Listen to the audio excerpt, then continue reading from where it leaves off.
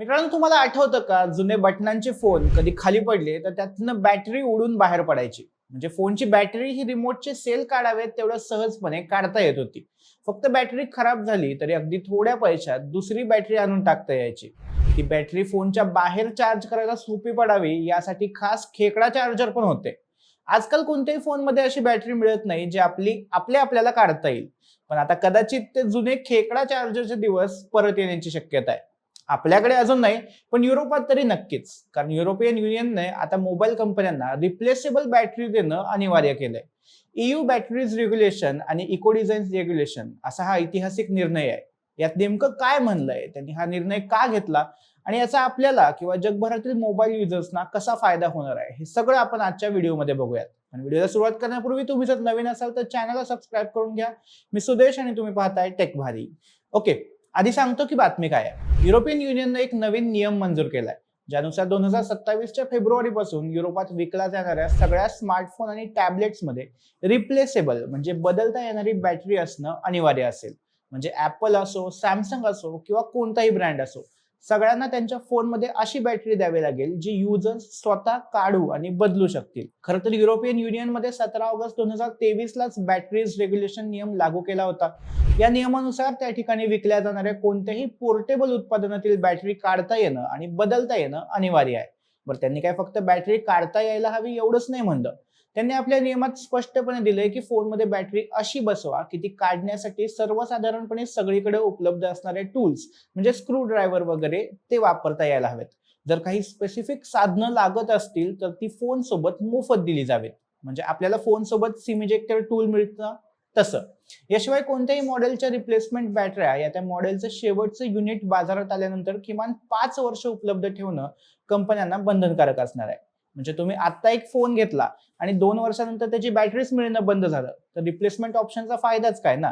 So किमान 5 वर्ष तरी बॅटरी मिळायला हवी फोनचं मॉडेल बंद झालं तरी. आता मुद्दा येतो की हा नियम का आणला गेला. याचं मुख्य कारण म्हणजे मोठ्या प्रमाणात वाढलेला इलेक्ट्रॉनिक कचरा. आजकाल मोबाईलच्या बॅटरी अजिबातच काढता येत नाहीत. एखादी गोष्ट खराब झाली तर ती दुरुस्त करायला एवढे पैसे लागतात की त्यात थोडे आणखीन टाकून नवीन फोन येतो. मग अशाने जुन्या फोनचा इलेक्ट्रिक कचरा वाढत चाललाय आणि त्यामुळे पर्यावरणाची हानी होतीये. युरोपियन युनियनच्या आकडेवारीनुसार दरवर्षी युरोपात सुमारे 15 कोटी स्मार्टफोन्स आणि 2.4 कोटी टॅबलेट्स विकले जातात. यातून दरवर्षी सुमारे 50 लाख टन इलेक्ट्रॉनिक कचरा निर्माण होतो. युरोपियन कमिशनच्या डेटानुसार इलेक्ट्रिक वस्तू लवकर टाकल्यामुळे दरवर्षी 26.1 कोटी टन कार्बन डायऑक्साईडचं उत्सर्जन होतं. हे प्रमाण खूपच मोठं आहे. एका स्टडीनुसार युरोपातील लोकांनी जर त्यांचे फोन नेहमीपेक्षा 1 वर्ष जास्त वापरले तर त्याचा पर्यावरणाला एवढा फायदा होईल की जणू काही 20 लाख गाड्यांचं उत्सर्जन कमी झालंय. दुसरं एक कारण म्हणजे ग्राहकांना चांगल्या दर्जाची उत्पादनं मिळावीत आणि ती दुरुस्त करण्याचा हक्क म्हणजे राईट टू रिपेअर मिळावा. यामुळे युरोपातील ग्राहक मिळून 2030 सालांपर्यंत तब्बल 2000 कोटी युरोंची बचत करू शकतील. हे सगळं युरोपच्या मोठ्या सर्क्युलर इकॉनॉमी ऍक्शन प्लॅनचा भाग आहे. या योजनेचं उद्दिष्ट ही उत्पादने अधिक टिकाऊ बनवणं, दुरुस्त करण्यायोग्य बनवणं आणि अपग्रेड करण्यायोग्य बनवणं असं आहे.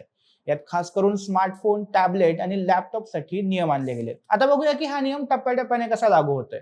जून 2025 पासून युरोपातील smartphone, feature phone, cordless phone आणि टॅबलेटसाठी इको डिझाईन सिस्टीम लागू केली. यानुसार फोनमधील बॅटरी किमान 800 वेळा चार्ज डिस्चार्ज सायकल सहन करण्याएवढी मजबूत हवी आणि त्यानंतरही तिची क्षमता किमान 80% पर्यंत नीट राहावी. सोबतच फोनच्या दुरुस्ती संबंधीचे नियमही स्पष्ट आहेत. उत्पादकांना मुख्य स्पेअर पार्ट्स 5 ते 10 वर्किंग डेज मध्ये उपलब्ध करून देणं बंधनकारक आहे. शिवाय फोनचे एखादं मॉडेल बाजारातून बंद झाल्यानंतरही किमान 7 वर्षांपर्यंत त्याचे स्पेअर पार्ट्स उपलब्ध ठेवावे लागतात. ऑपरेटिंग सिस्टीमचे अपडेट शेवटचं युनिट विकल्यानंतर किमान 5 वर्ष द्यावे लागतील.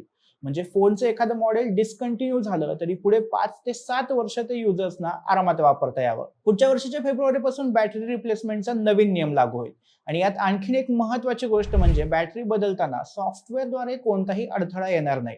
ऍपल युजर्सना माहिती असेल की तुम्ही जर थर्ड पार्टी बॅटरी फोनमध्ये टाकली तर सॉफ्टवेअरला प्रॉब्लेम यायला सुरुवात होते. हे मुद्दाम केलेलं असतं, पण युरोपात आता असं करता येणार नाही.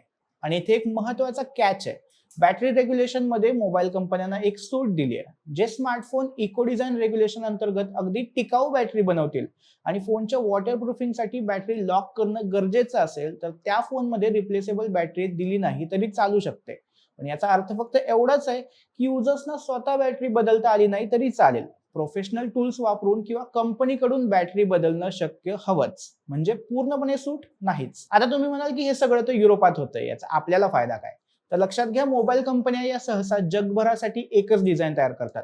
म्हणजे जेव्हा सॅमसंग, ऍपल किंवा शाओमी सारख्या मोठ्या कंपन्या युरोपियन मार्केटसाठी मोबाईल बनवतील, तेव्हा तसंच डिझाईन भारतात आणि इतर देशांमध्येही येण्याची शक्यता आहे. तेच आपण यापूर्वी USB type C charging cable बद्दल बघितलंय. ऍपल आधी त्यांचा वेगळा चार्जिंग पोर्ट देत होतं, पण युरोपियन युनियनच्या दबावामुळे आयफोन 15 पासून आता आयफोन मध्येही टाईप सी चार्जिंग पोर्ट दिला जातो.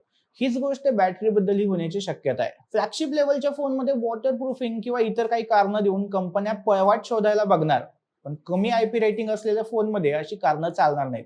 तेव्हा अल्टिमेटली मिड रेंज फोन घेणाऱ्या लोकांना याचा जास्त फायदा होणार आहे. तर कंपन्यांनी जर रिप्लेसमेंट नको म्हणून चांगल्या क्वालिटीच्या बॅटऱ्या बनवायला आणि द्यायला सुरुवात केली तरी आपलाच फायदा आहे.